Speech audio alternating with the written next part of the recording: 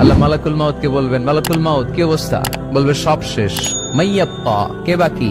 মালাকুল মাউত বলবে জিনেরা বাকি, যাদেরকে দেখা যায় না। আল্লাহ বলবেন জিনদেরকেও শেষ করে ফেলো, রুহু কবজ করো। মালাকুল মাউত আজরাইল জিনদের রুহু কবজ করবে। আল্লাহ এবার জিজ্ঞেস করবে, ইয়া মালাকাল মাউত আখবিরনি মাইয়াব্বা, এবার বলো আর কে বাকি? মালাকুল মাউত বলবে, আল্লাহ মানুষগুলো সব শেষ, জিনগুলাও শেষ, এবার বাকি ইবলিস শয়তান। কে বাকি?